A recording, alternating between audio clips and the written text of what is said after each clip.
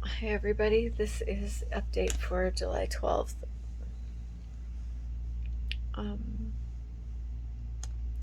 Today has been a hell of a day, and I ended up taking the advice of another nurse and call the ethics committee today. Excuse me. And I got a call back fairly quickly from the person in, I don't know, takes care of the hospital or whatever, and who is already oddly aware, excuse me, I guess it shouldn't be so odd, but was already aware of Mike, I guess because of the other troubles I've had with some of the team, and, them to make ethical decisions. So I'm glad they're there. Then, the doc that's on said he wanted to meet with me at 1 o'clock or just thereafter, so got a hold of Dan and said please come because the doctor wants to talk. And so we sat down with the doctor, went over stuff, and again, told a resounding no and about the transplant. And I really wanted him to kind of explain why again, but it didn't make any sense. None of it makes any sense. I also had a little nurse today that was kind of passive aggressive, and it just wasn't the day to be passive aggressive with me. So what? I mean, I didn't do anything. I just handled things the way that I handled them by, when somebody's trying to tell me I'm okay, and then I just said, actually, I'm really not okay. It's really not okay. She kept saying, you're okay. You're okay. No, I'm not okay. So don't tell me I'm okay. And then she said some very strange things that I don't know, and maybe it's just personality or whatever, but and then every day every time I come back in, I read to Mike what we start with, what he's on for medication. It's on the pump. Sorry. And then she came over and started, I was talking to Mike about what he's on, and she just, well, this and that and the other, and she said, those pumps are hard to read. I said, they're actually not. I'm quite familiar with them. After all, I am a nurse. And she knew that, so I don't know why she thought that the pump was hard to read for me, but that's okay. So I said, no, this is just what we do. This is what I do every morning, and every time I come back in, we review what's going on, like with this pumps, and what are you on now? Has there been any changes? That kind of stuff. So,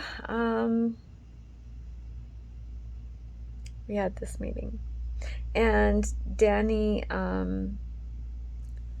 talked to the doc about maybe would he be willing to be in that, that kind of bridge to try to talk to the team in Toronto and the team in Vancouver to find out what their transplant people are like and whether they would accept Mike. So he spoke with the transplant team, and it sounded like the last time he spoke to us that they were going to talk to these teams to see if they would be willing to entertain a conversation. So that's where that sits. And I'm really hoping they are willing to entertain the conversation, and that they want to be heroes, and that they want to consider giving Mike a transplant. It's so weird because I almost feel like there's so much against us in the way that, I feel like they're not going to be objective, and, they're going to try to talk the other teams out of wanting to do it in a way. I don't know. I mean, I'm hoping I'm completely wrong, and I'm hoping this is just my ever-growing distrust for the system sometimes. It's sad. some of the things I'm seeing. Sure learning a lot about nursing. Good and bad. I'm seeing a lot of really great nursing, and then I'm seeing some not so great nursing. And how gross these places can be.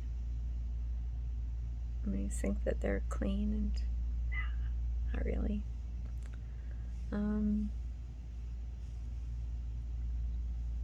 I just think we can do better. That's all. Anyway, back to the story.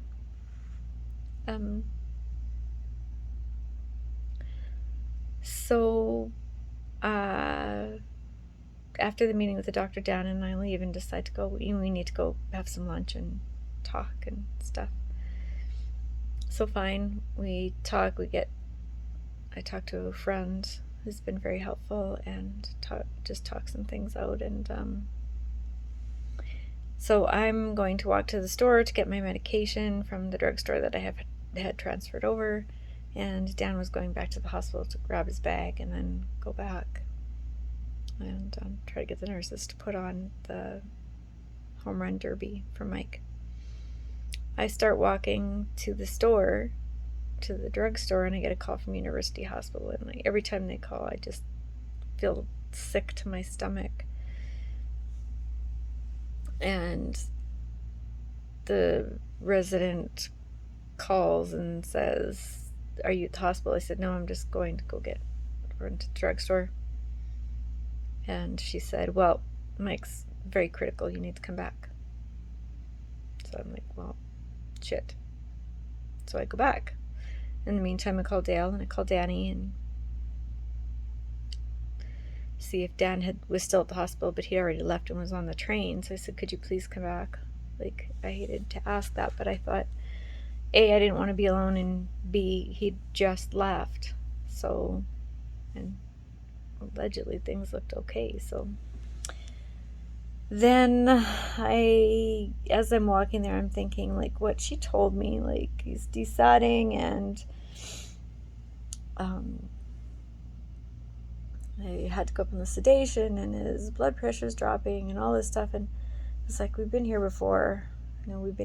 So I was thinking, but I wonder if they checked that pneumo, because she was talking about infections, and I'm like, but you guys just got some cultures back and they were good, and he doesn't appear to have signs of infection. But at least this time the protocol happened correctly, where she decided by her assessment that he may be septic, so she hung Banco within an hour. Okay. Don't know why that didn't get to happen the last time, but that's okay. I did. Something else just occurred to me. Anyway, I'll try to remember after. So I was thinking, that pneumothorax, and did they check that and all that stuff. That's just really what I was thinking when I was walking there. So they tell me to come back right away. So I get there, and then they tell me, you've got to wait half an hour because they're putting in another chest tube. I'm like, great. Like, is it the other lung now? Like, what's going on? And Danny meets me in the healing gardens. So we go back after the half hour. And then the doctor comes out and tells us what's going on, and tells us again how crappy Mike's lungs are, which we know. Thank you for telling us again and again and again. And when you stick your finger in there and you feel his lungs, and it's like feeling liver, and it shouldn't be like that, and all this stuff. So I was a little confused, because before, when the previous doc showed us his CTs, the 2 CTs comparatively, there was a collection of blood in a couple of places, and he said, well, the chest tube doesn't actually get to that because the fenestrations, that's what I think they're called, holes in the tubes, just don't reach, or are a little beyond that collection of blood, so but he said that he didn't want to do any interventions with that. And the other one, they'd have to go in and cut the pleura and get the, I don't know, whatever out of there. But he didn't feel like, again, he felt like the benefit wouldn't outweigh the risk. So this doc comes on, does this chest x-ray, and I'm wondering if that collection of blood is what he saw and then decided to put in the second chest tube. But we already knew that blood collection was there. If that's, again, I don't know, but that's just my thoughts because it's on the same side. And it's, anyway, so that second chest tube is in now, and I don't know what risk that's going to be, but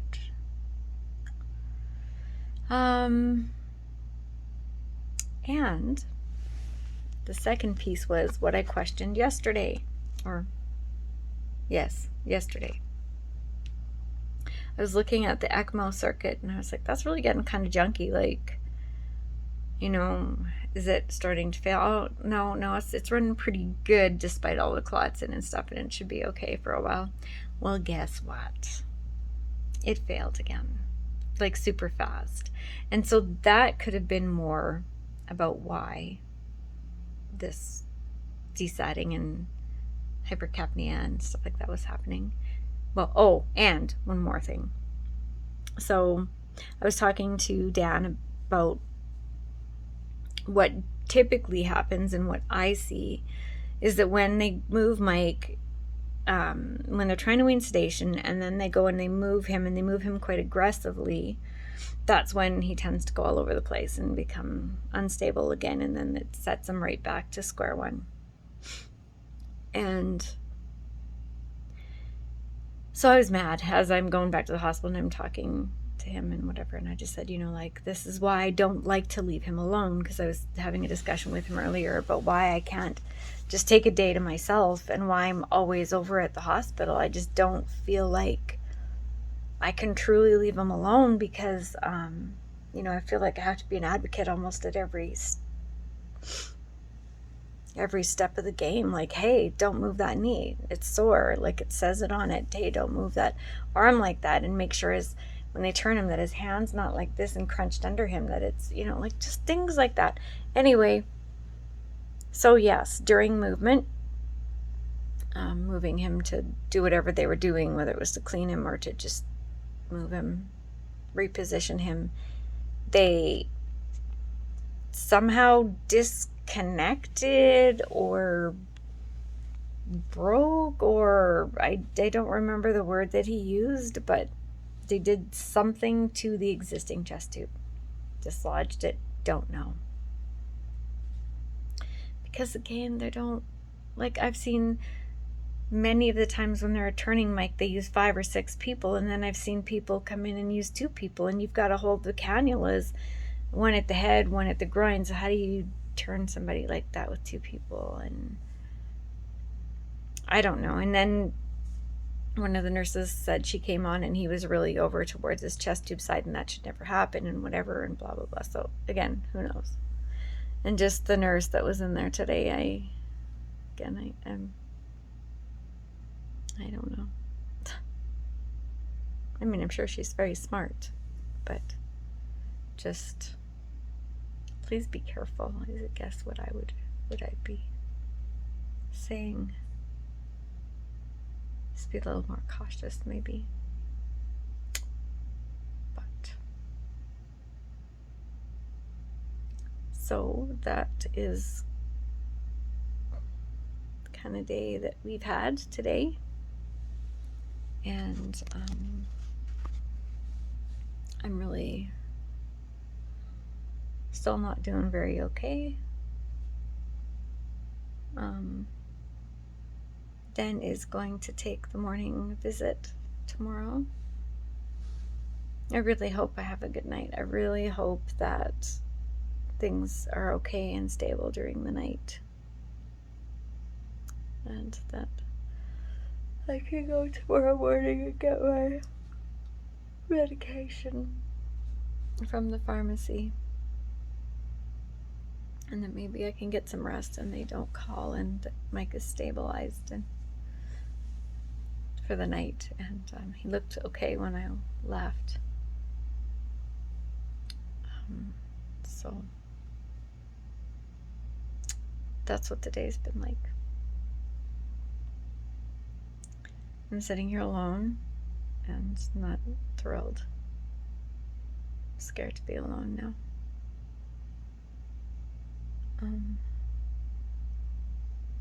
I'm just gonna try to watch something and try to go to sleep because I'm so tired.